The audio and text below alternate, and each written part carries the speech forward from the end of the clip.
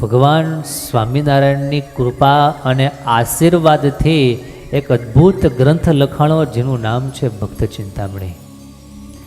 મોટા સંતો એને બ્રહ્મદંડ કહે છે. બ્રહ્મદંડ યાને કે ભક્ત ચિંતામણીનો પાઠ જે કરે એના શુભ સંકલ્પ ઠાકોરજી પૂર્ણ કરે છે.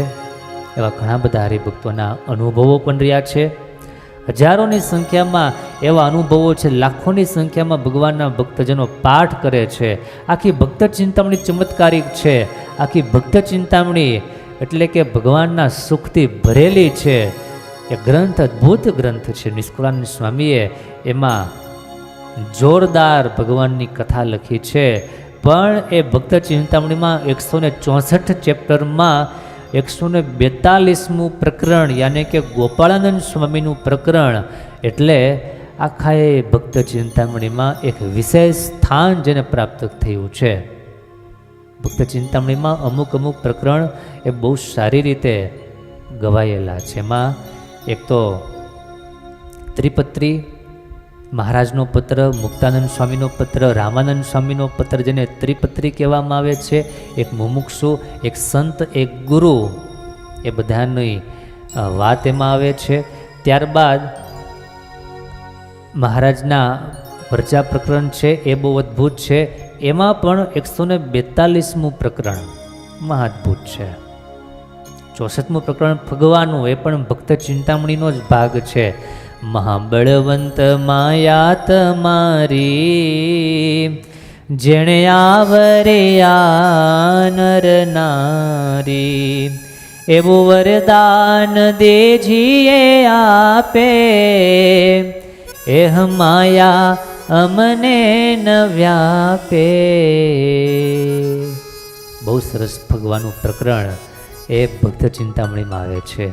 તો 142મું પ્રકરણ આખે આખું ગોપાળાનંદ સ્વામીને ભગવાન સ્વામિનારાયણે જે પરચાઓ પીરા યાને કે જે ભગવાન એની વિશે પ્રેમ પ્રગટ કર્યો છે એનું પ્રકરણ 142મું. સ્વામિનારાયણ ભગવાને સ્વયં આજ્ઞા કરી નિષ્કુળાનંદ સ્વામીને કે એક પ્રકરણ આખું અમારા યોગીરાજ માટે તમે લખો. એને જે પ્રસંગો અનુભવ્યા છે, એણે જે ઈશ્વરી અનુભવ્યું છે એને લખો. મહારાજે સ્વયં પોતે આજ્ઞા કરી અને આ પ્રકરણ લખાવેલું છે. અને એમાં પણ 142મા પ્રકરણમાં મહારાજે એવી શક્તિ મૂકેલી છે. ભગવાન એવું વરદાન છે. ગોપાળાનંદ સ્વામી જેમાં આખે આખા સાંગોપાંગ વર્ણવેલા છે, વણાયેલા છે. તો 142ના પ્રકરણનો જે પાઠ કરે એના પણ દુઃખ, દર્દ, તકલીફ, મુશ્કેલી વગેરે ભગવાન દૂર કરે. કદાચ આપણે ટૂંકા પડતા હોઈએ તો ગોપાળાનંદ સ્વામી આપણા વતી મહારાજને પ્રાર્થના કરે, વિનંતી કરે કે મહારાજ જરા આનું કરી લ્યો ને, જરાક આનું જોઈ દો ને. નહીં, આ દુનિયામાં આપણે ટૂંકા પડતા હોય તો જ્યાં એના છેડા અડતા હોય આપણે એને કહીએ ભાઈ અમારું કામ જરા કરાવી દો ને. એમ ગોપાળાનંદ સ્વામી એટલે ભગવાન સ્વામિનારાયણના પરમ ઉપાસક સેવક સંત. મહારાજનું બહુ ગમતું પાત્ર. તો 142માં પ્રકરણ વાંચવાથી મહારાજ ગોપાળાનંદ સ્વામી તો રાજી થાય, પણ એથી વિશેષ મહારાજ રાજી થાય છે. કારણ કે પોતાના પ્રિય ભક્તનું એ પ્રકરણ છે, એમની વાત એમાં આલેખાયેલી છે. એટલા માટે આનો બહુ મોટો મહિમા છે. અને બહુ મોટી સંખ્યામાં હરિભક્તો આ પ્રકરણનો પાઠ ડેઈલી કરતા હોય છે.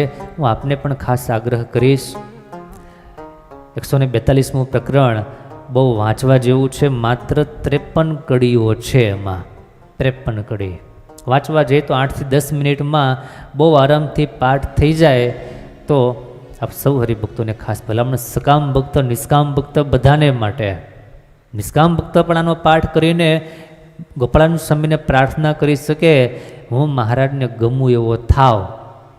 સકામ ભક્ત હોય, જીવનમાં કાંઈ ઉપાધિ હોય, તકલીફ, ચિંતા હોય તો દૂર કરવા માટે, અથવા તો કોઈ સદ વિચાર હોય કે કોઈ સદ સંકલ્પ હોય એ પૂર્તિ કરવાને માટે પણ મહારાજને પ્રાર્થના કરી અને આનો પાઠ હરિભક્તો અવશ્યમેવ થઈ શકે છે. હાલતા ચાલતા આનો પાઠ થઈ શકે. અને સવારે બપોરે સાંજે ગમે ત્યારે પાઠ થઈ શકે, એમાં કોઈ એવું બંધી નથી કે આ ટાઈમમાં થાય આ ટાઈમમાં ન થાય, કોઈ પણ રીતે આનો પાઠ કરવો. અને હું તો આગ્રહ એવો રાખીશ કે માત્ર અમુક હરિભક્તો માત્ર સાંભળતા હોય છે, તો સાંભળવા કરતાં એને ગાવાનો અભ્યાસ કરવો. અમુક હરિભક્તોને આ હૃદયમાં એમ થાય અમને વાંચતા ન આવડે, ગાતા ન આવડે, તો એને માટે પણ ઉપાય છે. શું? દરરોજ સાંભળતા જાઓ એટલે ઓટોમેટિક પાકું થવા લાગશે અને ગાતા પણ આવડવા માંડશે. એના માટે કોઈ બીજા ક્લાસ કરવાની જરૂર નહીં. યુટ્યુબમાં આપણી વિડીયા જે છે એને સાંભળવા અને સાથે સાથે ગાવા, સાથે સાથે શીખવું, એટલે ગાતાય આવડી જશે અને પાકું પણ થઈ જશે. તો બહુ મોટો મહિમા છે 142માં પ્રકરણનો. ભગવાનના ભક્તો અનુકૂળતા હોય તો નિયમ સહિત દરરોજ 1 અથવા 3 પાઠ અવશ્ય કરજો. એવા ઘણા બધા દ્રષ્ટાંતો છે, અત્યારે મારે બધા કહેવા નથી, પણ દ્રષ્ટાંતો મોજૂદ છે. લાઈવ આ જીવનમાં એવા ઘણા બધા પ્રસંગો છે કે જેના માધ્યમથી એમ અનુભવાય કે ના, આમાં કાંઈક ઐશ્વર્ય છે, આમાં કાંઈક સામર્થ્ય છે, પણ શ્રદ્ધા અને વિશ્વાસ જોઈએ. તો આપણું કામ ગોપાળાનંદ સ્વામી અવશ્ય કરે, ગોપાળાનંદ સ્વામીની વિનંતી મહારાજ અવશ્ય સાંભળે અને આપણું કામ ઠાકોરજી કરે અને કરે.